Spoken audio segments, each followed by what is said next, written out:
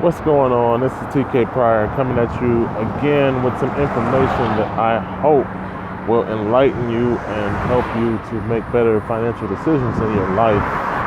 But today I'm concerned. I'm concerned that consciousness doesn't seem to exist and that you can't seem to have a educated conversation with someone based on intellect, not based on perceived or pre-programmed messages that are given to you. Because the average person that I encounter, and I just mean encountered by someone you bump into and you have a random conversation with, I say, what are you doing to protect your financial future? How much inflation insurance do you have? No answer. So if the preacher gives you some information, everybody says, yes, that's gospel. When religion is a man-made device that's strictly based on control. How about when somebody gives you some information, you vet that information, and then you get back to the person with an educated conversation about what you found in relation to what they told you. I mean, that's what the education process was supposed to be in school when it comes to homework. You were supposed to do something that gave you an assignment, and then based on that assignment, you were supposed to come back the next day and talk about what you read, what you understood. Open dialogue or discussion was based on different interpretations of the information that they were exposing you to. So as an adult, that's what I expect, and that's never what I get. What I always get is pre-programmed recordings, and to me, that's just amazing. I don't understand how that's possible with educated, degree-holding adults. As I walk around and I interact with people, I see that the average person refuses to accept that governmental policy and deficit spending is causing negative reactions to the dollar. I mean, it's depreciating daily, and mathematically, it's inevitable that it's headed towards a crash.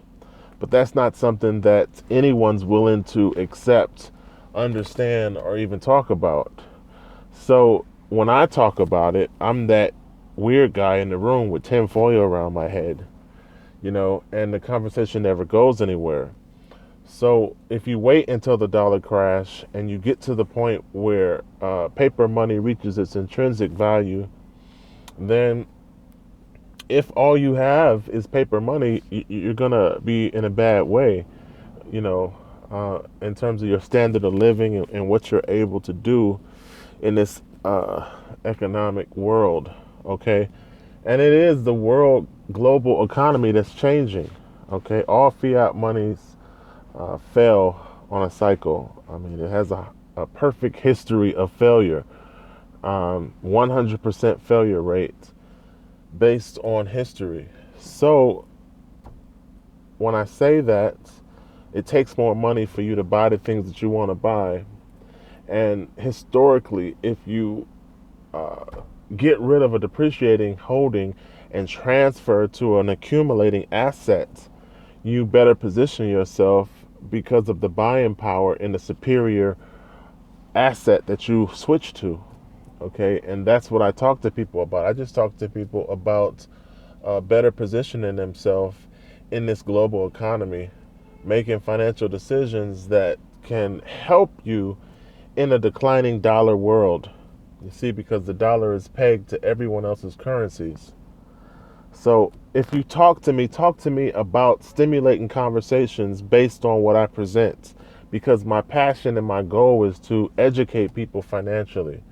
So don't come at me with something that is non-relative to what I'm focused on, and that's all I'm going to put out. I wish you guys the best of luck for those people who refuse to convert away from the dollar. If you're not getting gold currency, you're not getting strength. Historically or past economic crisis, one gold ounce was able to buy a city block.